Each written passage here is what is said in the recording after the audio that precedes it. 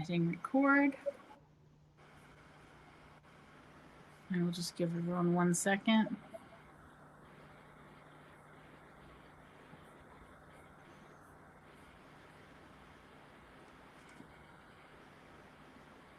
Okay, so I guess we'll go ahead and get started. I want to thank you for joining today's session at JHU Grad Camp on how do I engage with faculty during the application process. Our session will run from 1 until 1:50. We will have 3 faculty from Johns Hopkins with us today. We have 2 so far, and I'm sure the third is just having issues like I had with logging in. So I'll start by introducing everyone. I'm Natalie Strobach, the Assistant Dean of Undergraduate Research in the Krieger School of Arts and Sciences, moderator for this panel. And to briefly introduce everyone, we will have Danielle Evans, Masters of Fine Arts, Assistant Professor in the Writing Seminars at Johns Hopkins. Dr. Rebecca Kelly is the Director of it just says Director and then Environmental Science and Studies. You're the Director of that program? Okay. Mm-hmm. And I will be looking for your questions in the discussion box. We'll encourage you to use chat or the discussion box at any time throughout this. I'll throw out some questions to get us started, but if you have anything you want to know from our faculty, please just start posting, anything I can relay to them. And if you have a question for a specific faculty member, please include their name as you direct that. And I think that's it. So hopefully you guys can direct this, all of our students. It looks like we have a group of about 24 now. So I hope you will drive this conversation. But to get us started, can you tell us, I guess, what steps a student can take to start building a strong relationship with undergraduate professors? And anyone, of course, can answer this.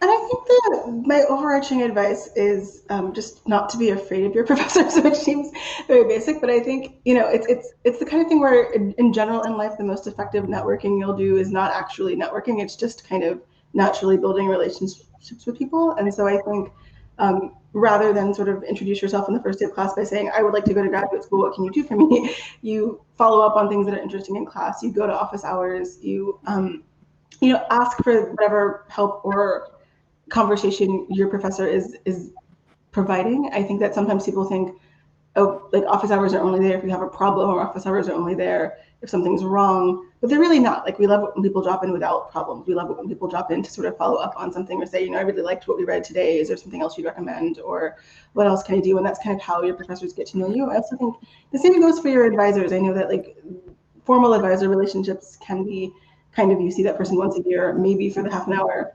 But you don't have to just limit yourself to, I see my advisor when I get my schedule signed off on. So I think that's another healthy relationship to build, because sometimes if I get to know someone as an advisor for a longer period of time than I know them as a faculty member, I can direct them to other faculty who might be of interest. In the humanities especially, we have so many small departments that sometimes there are faculty members who might be doing exactly what you're doing, but you don't know that they're there because their classes are not necessarily cross-listed in the right way, or they're not on your radar as being in your primary major field, but you can still find ways to work with them.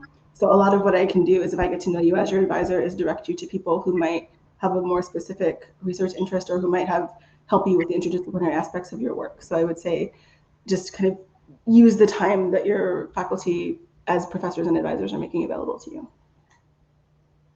Yeah, Danielle gave a great response. So I totally agree with everything there. And I think, beyond sort of those initial contacts that you make with professors who are teaching you classes and things like that, down the line, as you get into, your junior year, your senior year, you might want to be looking for some opportunities to do independent studies or do research with a professor. And that's a really fantastic way to get to know somebody better through that sort of mentoring relationship. And you can kind of, individualize what you're learning with that person and get to know them better through that, and they get to know you better. And ultimately, when it comes to graduate graduate school and the kind of recommendations that faculty can provide, the more that they can say specifically about the way that you think, the way that you operate, how organized you are, how insightful you are, how much of a hard worker you are. The more you can demonstrate that to a faculty member, the more they have to say about you. That's wonderful and positive, which is really helpful on those graduate school applications. And I will say, although I said, it's not necessarily helpful to start with faculty relationships right away by saying, I would like to go to graduate school, what can you do for me? I do think your advisor is there for that. Like, it's useful to tell your advisor early on in your relationship that you're planning to go to graduate school, that you're thinking about these fields. Your advisor may have some advice in terms of how to think about that, how to develop a schedule that prepares you for that. And also, it's good for your advisor to have that on their radar. And as you get closer to application time, or even as you're graduating, if you think you're going to apply in a year or two, it is useful to at that point make sure your professors have on their radar that you are going to apply to graduate school. Because even if I know that you don't need a letter right now, if I know that I need to write you a letter in a year and you've given me some sense of kind of what you're applying for, and while your work is fresh in my mind, I can make myself notes so that when I hear from you in a year, I'm not kind of just wrestling to go back to your portfolio work and come up with specific things to say. I've sort of written that down and left a note for myself to do in the future. Professor, thank you so much for your answers. And Professor Jamie Young just joined us from the Department of Chemistry. I'm sorry, there was a little login issue there. We were asking everyone what steps a student could take to build a strong relationship with an undergraduate professor. If you want to join in there. And then I also got a message that we were getting a little bit of feedback. So if people could mute when they're not talking, I think that might help a little bit. But Jamie, do you have any advice for anyone? Yeah, absolutely. Can you guys hear me okay? Perfect. So for me, I think kind of to echo what the two presenters have already said, because I was here, but for some reason I couldn't join the chat, so I was able to listen, so that's good. But for me, I think it's kind of cliche, but be yourself, be your authentic self. It's much easier for us as faculty to kind of get to know you if you are yourself. Quite often, especially at somewhere like Hopkins, students feel like the professors are up on this pedestal and they can't be approached in any way. And so by just being yourself and talking to a professor, that's how you form any kind of relationship, right? And so being able to do that with a professor is just the same thing. So that is important for me. Being able to write a strong letter for a student comes down to how well do I know the student. I teach introductory chemistry labs at Hopkins, so my class every semester is close to 600. So if a student wants to ask me for a letter, it's often difficult for me to kind of pick that student out of who they were. So being yourself, going out of your way to not just put yourself on the radar necessarily, but just kind of be yourself, do the work in the classroom and kind of really just be a regular human being and try and form that relationship like as if you would with a friend or somebody you just met at school. So that would be my main advice, kind of be yourself. So again, I hope some of the students can ask some questions in the discussion forum. Can someone at least let me know that you guys can post in the discussion forum all right now, because I don't see any comments up there. So in terms of what a student can do and how they can build their interaction with you ahead of time in order to give you material to talk about in their letters in order to build a better relationship, I think I always tell students they can't start too soon, of course, in that relationship building, but what tips do you have for actually standing out and being someone a professor can write a really strong letter of rec for?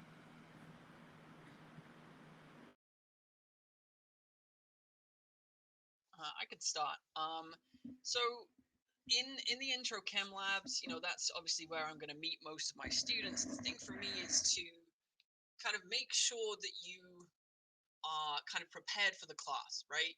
It's very easy in those big lab classes to just kind of waltz in, not have read anything beforehand, and then you end up asking lots of questions because you don't know what's going on, and that's immediately kind of like, I don't think the student, really cares about the classroom. But if a student comes in, even if it's kind of a curated question or something like that, but if it's clear to me that a student has been thinking about the class and thinking about the work that I'm teaching, that's a good way to kind of get me on board immediately. Even if it's not like a particularly difficult question, I'm a firm believer in the mantra that there's no such thing as a stupid question. So coming in with a question about the class shows me that you've kind of been thinking about it a little bit and showing me that you're interested in what I'm teaching, right? It's a little bit stroke the ego a little bit, right? Got to make sure that the person that you want a letter from, feels good and confident enough to write you a letter. So I think that's a good way for me, kind of really, talk about my work, talk about my class and stuff like that. That would be my first piece of advice. Oh, go ahead. I mean, this is field-specific advice, and so I'm going to preface it by saying one of the things that I think is really useful to you is to talk to professors who are in the field that you're applying to graduate school in and ask them what they look for in letters. And then it may be that there are situations in which you want to have a professor who's not in your field write you a letter, but you can express to them kind of what's most useful to you, kind of what the letter needs to express. Because I read applications for MFA programs, I teach undergraduate creative writing courses. The number one part of your application is your writing sample, but my letter doesn't need to say that much about it because either the committee is going to be excited about your writing sample or they're not, right? That's a very subjective judgment. And so I can put it in context. I can say more about the rest of your work I've seen and how you respond to feedback. But the bulk of what we look for in a letter is something that says we can put this person in a classroom, right? As a teacher, as a student, what I'm looking for is kind of plays well with others. And there are fields where that's not true, where they don't actually, I mean, I'm sure everyone cares if you're a nice person, but where the main thing they want in your letter is something that is much more specific to your work and making it clear to people who don't necessarily know the field that might be part of the application committee, who don't know the intricacies of exactly what you do. That's not true in creative writing. Like the committee is going to read your work on their own. So what they're looking for your professors is a letter that says, this is this person you want in a classroom. This is the person you can trust with undergraduates. This is the person who will read their peers' work carefully and respond thoughtfully, and will not kind of create chaos in a small seminar. And so I think that sometimes professors might be hesitant to write a letter or say, I don't know if I'm the best person, because they're not immediately in your field. And there are cases where they're telling you exactly the correct thing. There may also be situations in which, if you understand what your field is looking for, you can say to them, well, I have 2 people in my field writing letters. What I would like this one to say is this, and they can tell you whether or not they feel comfortable doing that.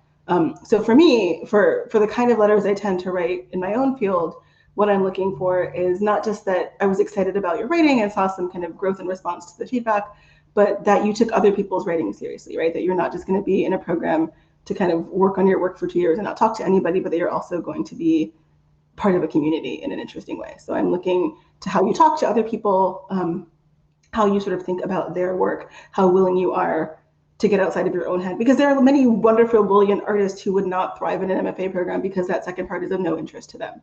So I want to know that that's of interest to you. I'd like to address some of the questions that are showing up in the comments. There's a question about relationship building during the pandemic. And I can just, share an anecdote from just this past spring. I taught a large class with 60 students, so it was asynchronous, but I held weekly office hours. And I had a core of several students who just showed up every week, and we had fantastic discussions. Oftentimes this was not like questions about assignments. It was just talking about stuff related to the course. And it was great fun for me, and I think they enjoyed it as well. And, we felt like we had a chance to get to know each other as human beings. So I would say take advantage of those opportunities with office hours. And in fact, one of those students is pre-med and asked me at the end of the semester, would you feel comfortable writing me a letter of recommendation, not for on the science side of things, but more on the character side of things for pre-med? And I said, sure. We've been talking every week all semester about ranging things, and so I feel comfortable that I can write a good letter for that person. So same thing with TAs. TAs hold office hours usually. Take the opportunity. Think of some juicy questions. Think of something that relates to that course that maybe something you've read in another class or whatever, and just show up and have those conversations. And I think even during the pandemic on Zoom, it's still fundamentally those relationships are built. Well, great answers. And we do have some good questions coming in through chat, as you pointed out, Dr. Kelly. And yeah, I think overall, I hope the students are hearing to just approach faculty in as many directions as you can, and definitely hit those office hours up even during the pandemic, because we're usually pretty lonely in our office hours until finals or midterms pop up. So try to go not during peak times and build a relationship and let them know that you're interested in graduate school or what your goals are long term, and get advice, because we all have taken some very different paths and all have unique experiences that can help inform your choices there. So I think we responded both to Lucas S. asking about building relationships during the pandemic. Lucas Z asked about the pre-med track, and aside from attending drop-ins and scheduled meetings, how to build a rapport with pre-med advisors, or of course probably also faculty. Is there anything else we wanted to add to that about the relationship building? I think, if I could add one thing I really like is when students send me email updates, consistently post whatever class or interaction we had. That can be really helpful in keeping track of my relationship with them and how they're doing. LinkedIn updates are great to see, but do you all have any other advice for other ways to keep faculty up to date on your work, especially maybe if they're taking a gap year too, and there's an extended time from when they were most actively engaged with you? How would you like them to build that relationship? And again, anyone can jump. Email updates are fantastic. I love hearing from students. So, tell your professors about, what's been happening. Did you get a job? Did you get an internship? Have you made a decision to apply for a graduate school? Just all that kind of stuff is great. And, we really love hearing from former students, because you guys kind of, disappear off into the ether. And unless, it's hard for us to track your personal emails, right? We don't have access to that, but you can still find us. So making that effort to keep people in the loop, especially, when these are the professors you've developed a relationship with, to me, it makes my life as a teacher much more meaningful, right? Because I get to see where my students go after they graduate, but also it just keeps me in contact with what you're doing and aware, so that, when I do get that question of, can you write me a letter? Then it's like, great, you have a very short little update, just like, since the last time we talked, how have things been? And then we're ready to go. I would say, just adding to that wonderful advice, mentioning before you graduate, if you know that you do plan to apply to graduate school in the future, to put it on people's radar. I see a question specifically about TAs, and I think if you think the strongest person to write your letter is a TA, my advice would be to ask that person to write that letter as soon as possible and get it in Interfolio or a dossier service, or keep a copy of it, because TAs, if you write to me in 5 years, it is still my job to write you a letter. It is still my job to be your professor forever. It is not the TA's job once they've graduated and left the university and the academy. And they may be somewhere where they're happy to do it and have the bandwidth to do it. They may not. We may not know where they are. You may write to your faculty and say, I had this wonderful TA. Can you find them for me? And we may say no, because they didn't send us a checkup email. We don't know where they are these days. Sometimes it's entirely possible to build long-term relationships with TAs, and sometimes just their careers take them in different places and they have other kinds of responsibilities and obligations. And so to be writing rec letters for dozens of students from 5 years ago is just not possible. And so you shouldn't also take it personally if you do find a TA from some time past and they can't do it at any point.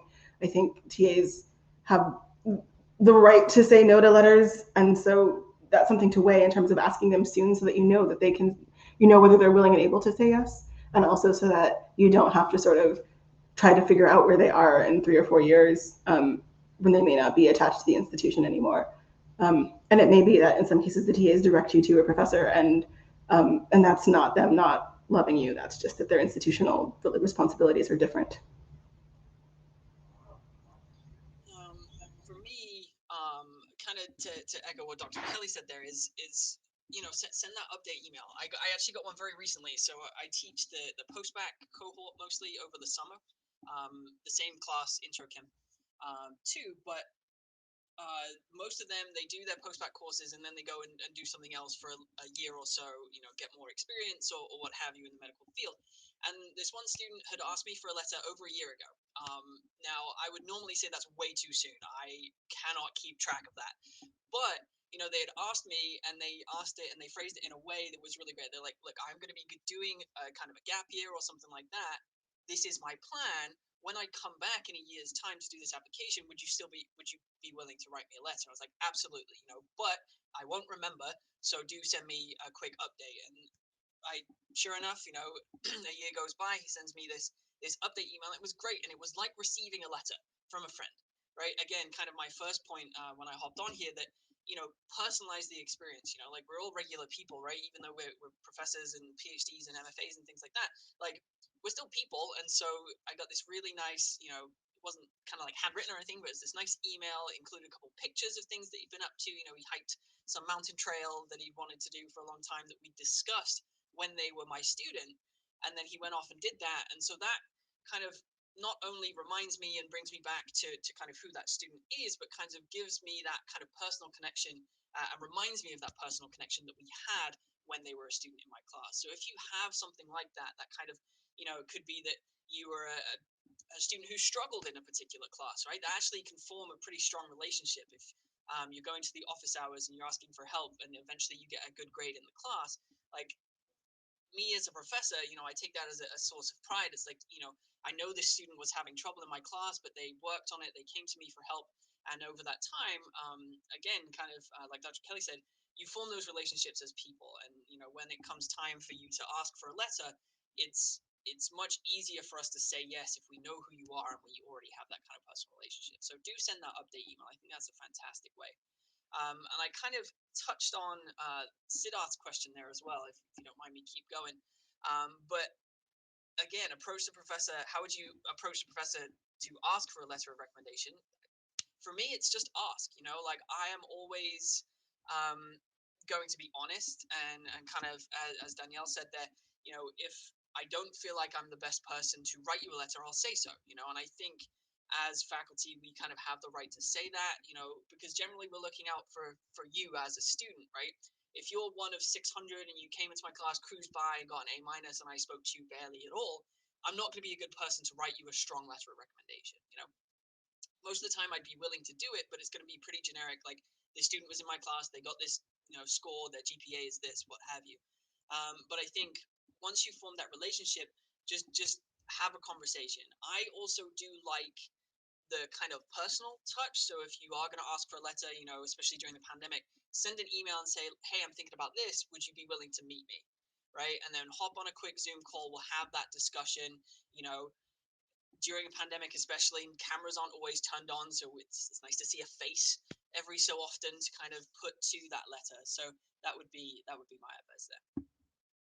Thank you so much. You guys are all giving such great advice for everyone.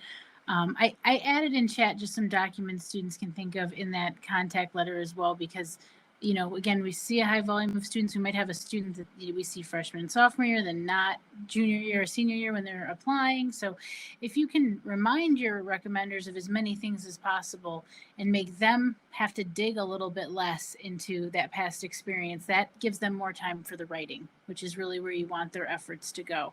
So if you guys want to check in the discussion, I recommend you submit maybe a graded paper if it's possible from that class, a CV so they can see what you've been doing currently, a spreadsheet of where you're hoping to go, because they are the best people to give you advice too, usually on your program choices, engagements that you might have had with them, other committees or courses you're in, a statement of purpose if you have that to share, or your research statement.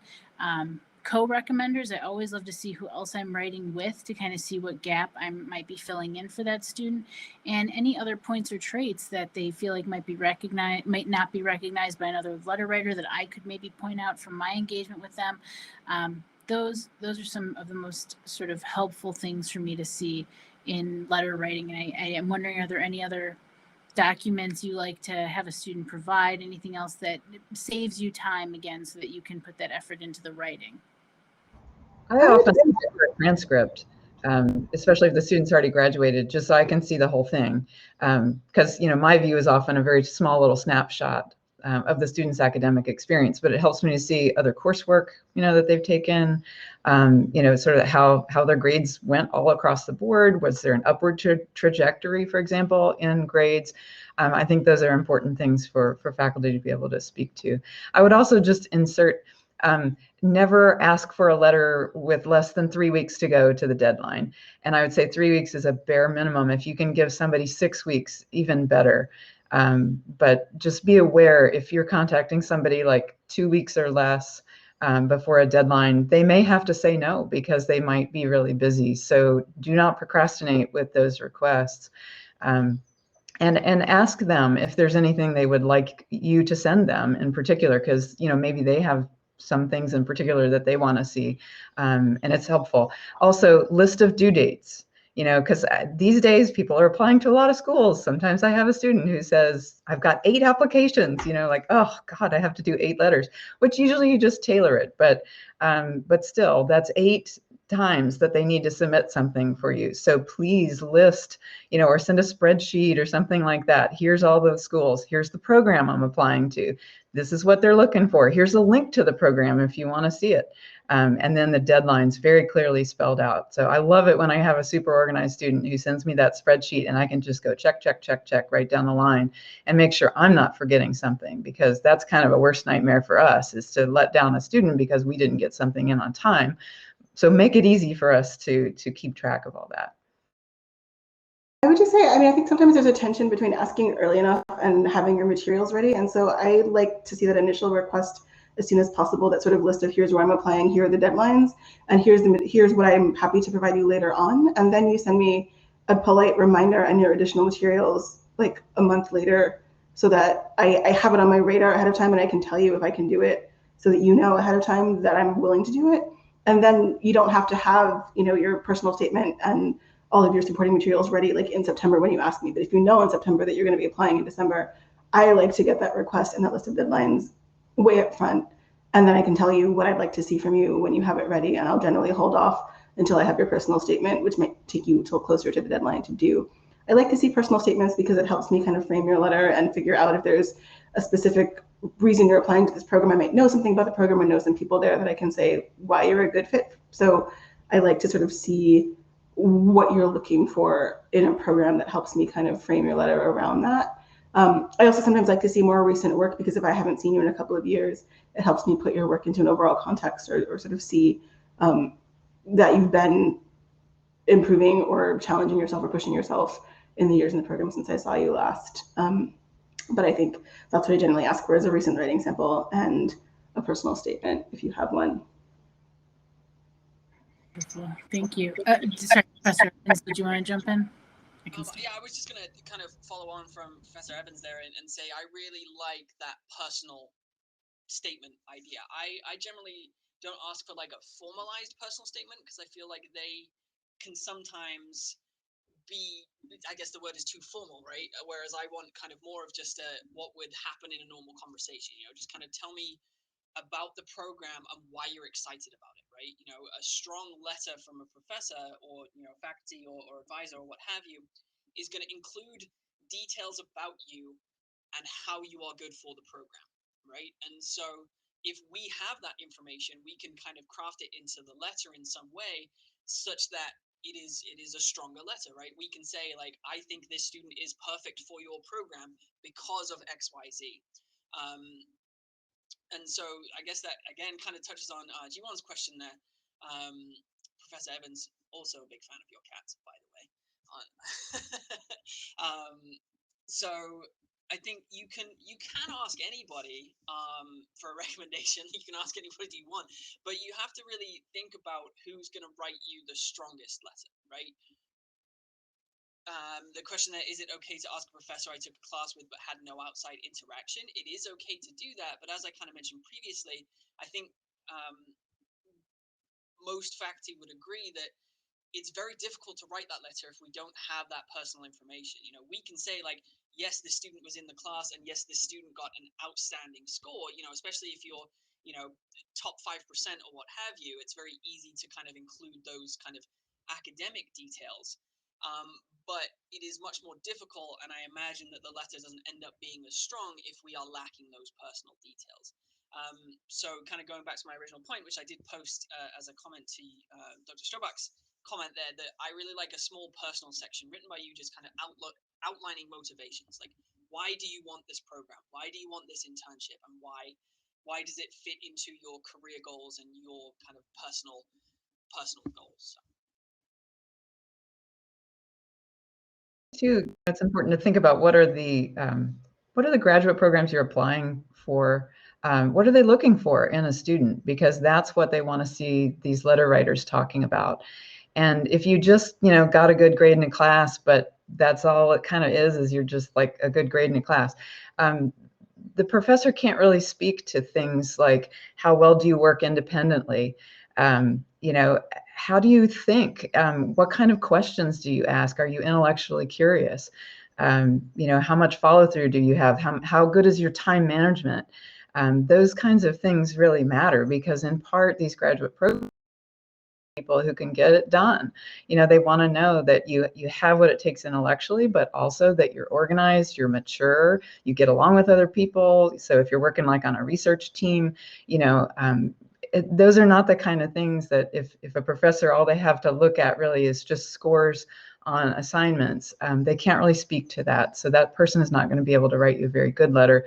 And I think, you know, maybe, you know, people who have served on graduate review committees could speak to this, but I know, looking even just at applications for undergraduate positions of various sorts, if you get a letter from a recommender that's very short, and just says a few really basic, nice things about the student, and it's like half a page long, you know, it just makes you wonder, like, are there bad things that they're not saying about the student?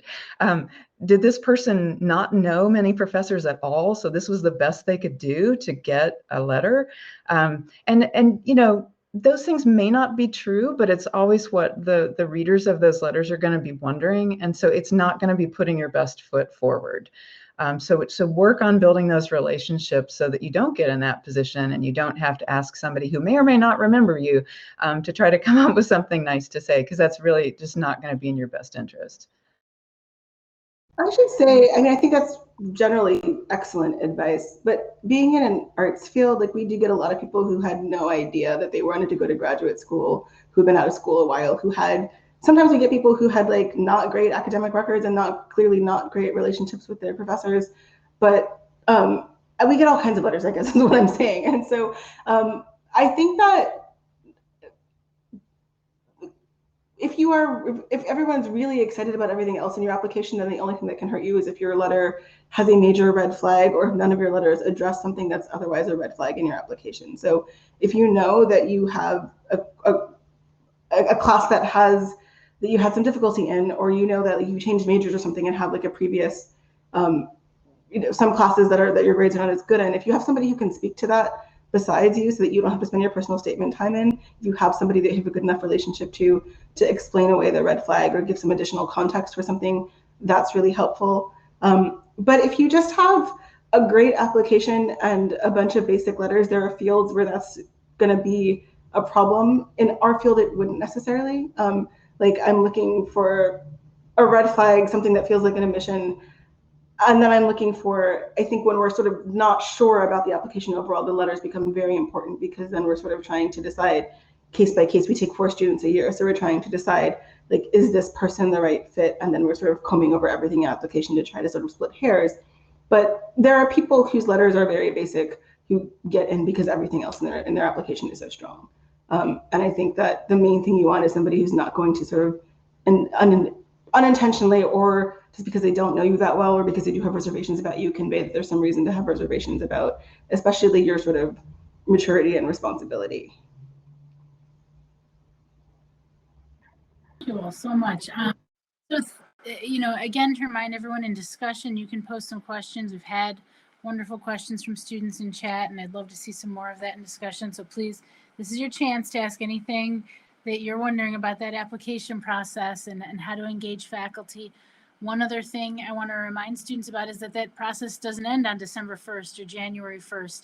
I hope you'll keep engaging those faculty, and first off, thank them after that process for writing, but also, and that's just a quick email, honestly, is all they really usually need. And I hope you update faculty and let them know where you ended up and what choices you had. And also, when you have multiple choices, work with the people who wrote you letters to maybe consider the funding options and the move, or faculty you could work with, because they've already made a big investment in you in that letter writing, and they have probably a lot more valuable advice to give too in that very difficult decision making process. And it's also helpful for them to know where their students are placing and what connections they might have for other students in the future. So I don't know if anyone else has any other suggestions there too, because if, you know, this seems like a very short fall time frame, but really it goes on through the whole spring with a lot of the students I'm writing for in looking at those letters. So don't hesitate to reach out. I think sometimes students that leave campus or graduate in December have a much harder time reaching out, but I hope you'll stay in touch with your letter writers throughout the process and after. As hopefully some other questions are coming into chat, I'm just trying to think of some stuff we can talk about. Do you, if at any point you all have some extra advice to give, please jump in there.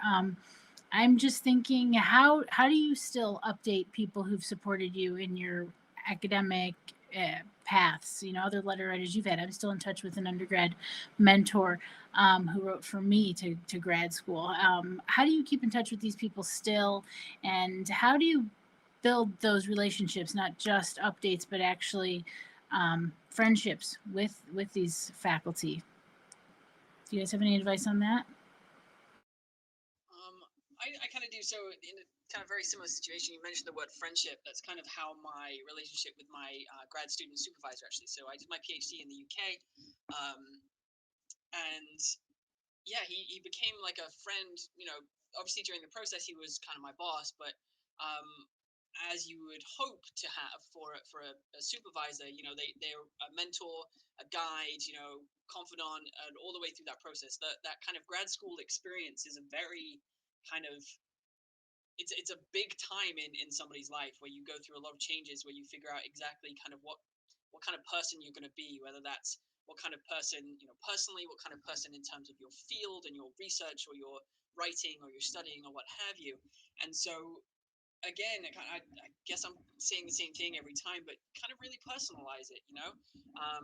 I made sure that before I left my friend, this is really silly now I'm saying out loud, but before I left the PhD program, before I graduated, I made sure to find out when my supervisor's birthday was. He was always very cagey about it. He didn't like us to know when his birthday was for whatever reason.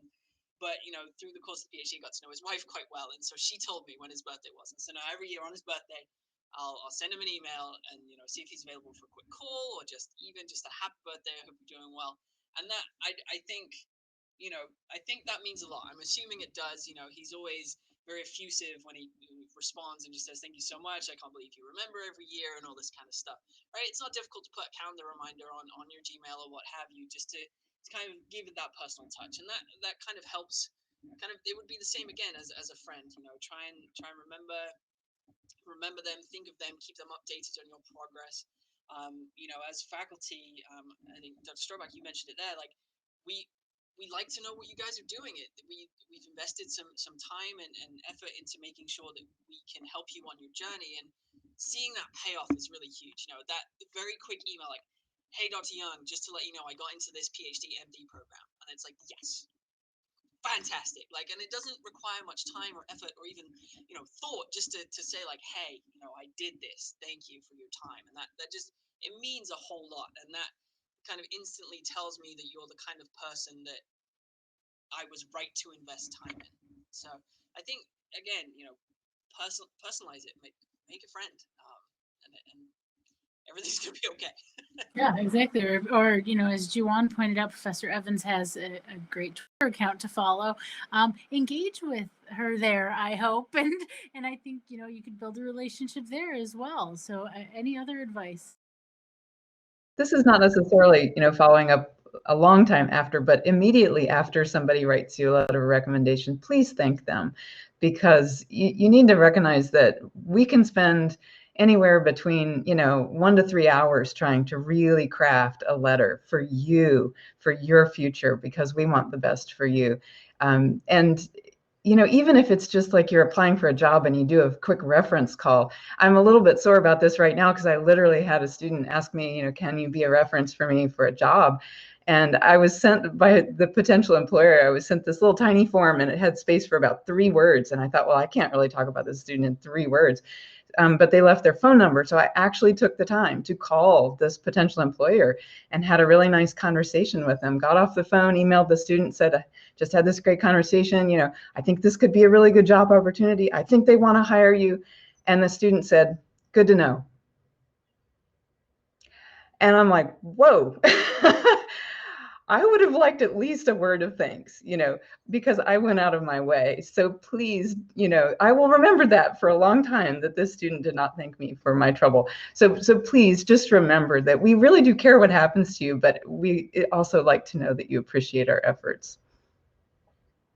I mean, certainly I want to know where you got in and where you decided to go, but I also want to know if you didn't get in anywhere. I mean, both because I invested in you and want to know how the process goes, and also because then I know that I might need to write your letter again. I'm probably not going to send exactly the same letter, so I'm going to go back and see if there's something more specific or stronger I can do. Although, usually it's not like it's going to come down to one letter, but if there's anything I can do to strengthen your case, if I'm excited about it, I will try to do that. I will say also, just to go back to that question of deadlines, like if you are reapplying, letting people know way in advance. It used to be that like if a letter were missing and you were kind of a finalist, at some point someone could like reach out to you and say, oh, we need this last letter. But now everything's so automated. There are some schools where we won't see your application if all your letters aren't in on time.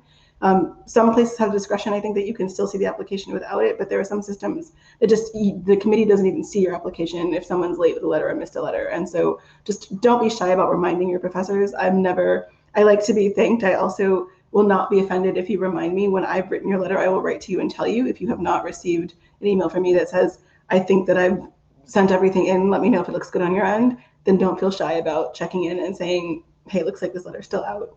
You can say it nicer than that. You can be polite, but you can remind us. It's usually useful, helpful to me if you're keeping track of those deadlines and you're keeping track of if something didn't upload right, so that I don't have to go back for 10 individual people and make sure that their letter's uploaded in the right place if I didn't click a button.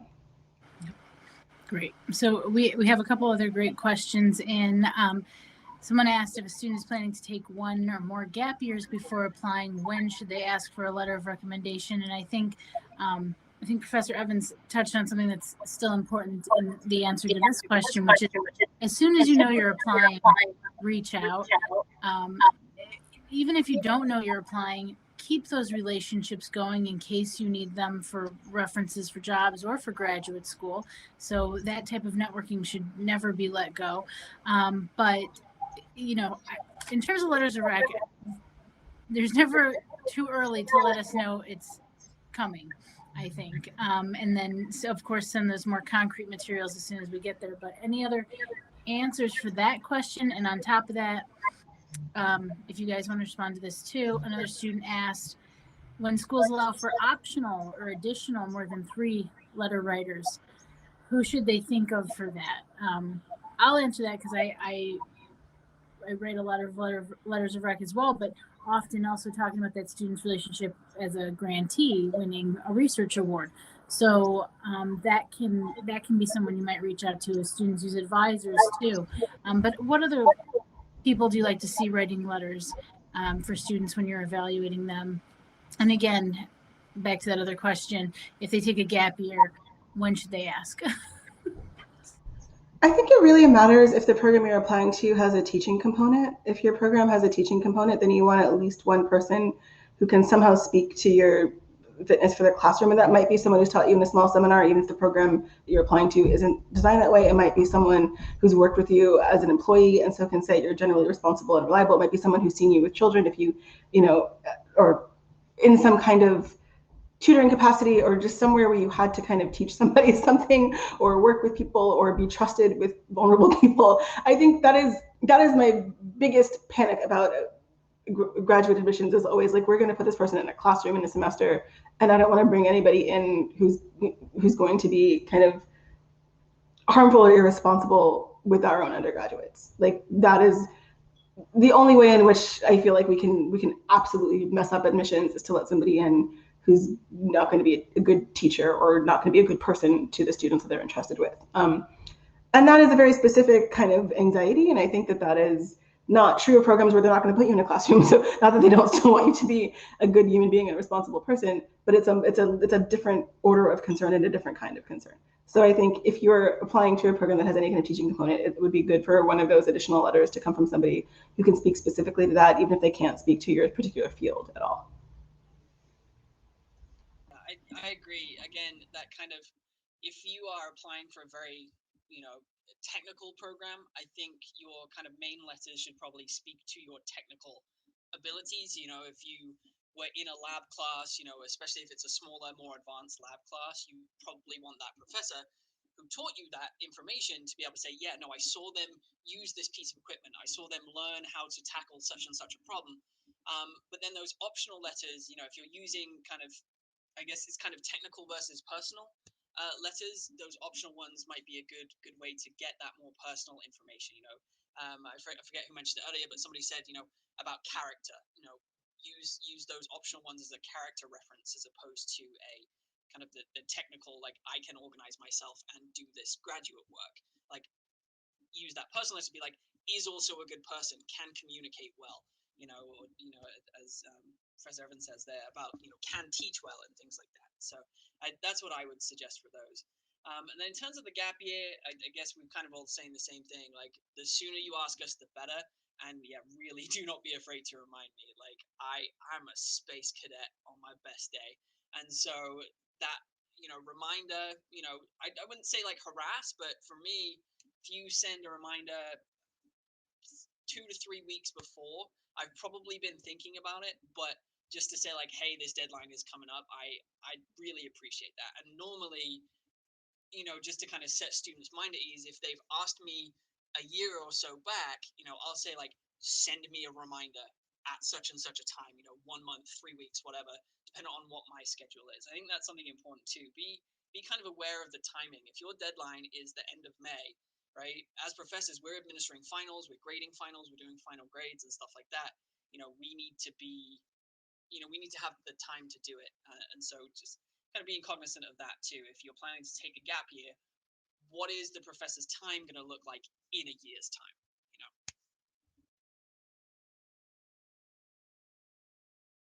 know. We just have about 5 minutes left, and there aren't any other remaining questions.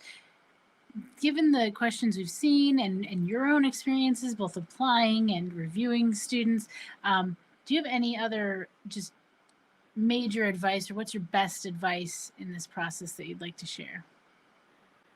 Oh, we just had one more question too. Lucas says, I was a lab manager for a professor in whose class I did well a year earlier. In my recommendation request, should I ask them to emphasize either my scholastic ability or teaching ability, or can they do both? Lucas, I would say both. I mean, they should, the letters, honestly, we can fit a lot into a letter. But you could let them know, for example, I don't have anyone else who could speak to my lab ability, so that's really important in this letter if you know that that's maybe a shortcoming in other letters. But yeah, Jamie also says both. Anyone else, any opposing viewpoints there? More is better. So yeah, so all of you, any like really extraordinary last minute advice for everybody? At some point and have a conversation with a professor in your field about how they read applications, not even specifically about your application. Just ask them for their general application advice. Your department might put on some kind of specific field specific information session, so go to that, but also just talk to the professor you know best, because we get a lot of strange perceptions about the graduate application process, and I think it comes from a good place. It comes from graduate students trying to be helpful with applications. There are many things graduate students can be very helpful about, including like telling you whether or not you want to go to a program. Like, once you get in, you don't want to talk to faculty anymore. Talk to the graduate students, because they will have better and more current information and be able to give it to you more honestly. But before you get in, the thing is, graduate students, if their program is remotely functional, know much less about the admissions process than anyone else in that program, right? If the program is functional, then all they've told the graduate students is, we love you all so much. We loved all of your applications.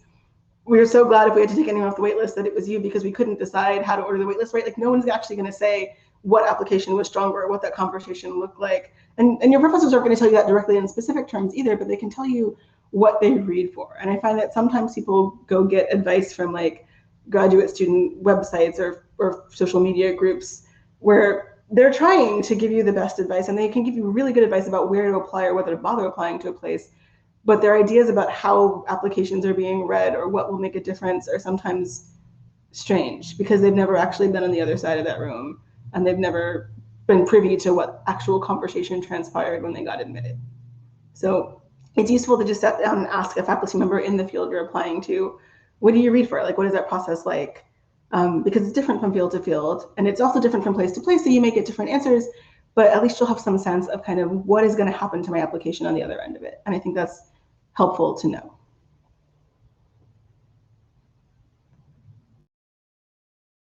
I think for me, a helpful exercise that I've used in the past, if I'm asking for a letter of recommendation, try and put yourself in the professor's position, right? Imagine you were the professor and you were trying to write a letter for yourself, right? Because that will really help you identify what things you want in the letter.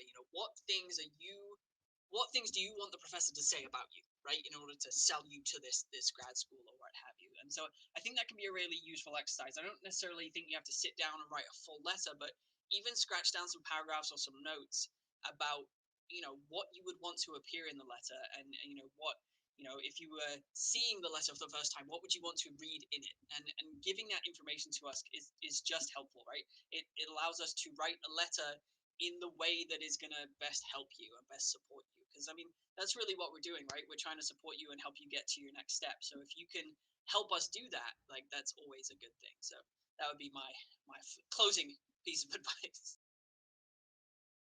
Building on that, that's pretty much what I wanted to say, but just, make it as easy for us as possible. And that means, being organized, being timely, providing us the information we need, but then even ahead of all of that, building those relationships so we have lots of great things to write about you. It's so much easier to write about a student that we know well, as opposed to somebody that we sort of remember being in our class a couple years ago. Those are so hard. I mean, you want to do right by the student, but sometimes you just don't have much to say. So taking the time to build those relationships and working ahead and providing those polite reminders to us is all very helpful, good stuff. Wonderful. Thank you all so much. We're out of time now. The next session will begin at 2 p.m., but I'm so grateful for all the advice you could share with our students today. I'm so grateful for everyone who showed up, and I hope it you on the process, because just use all these resources and go at it. Okay, thank you very much. You all have a great day. Everybody, best of luck.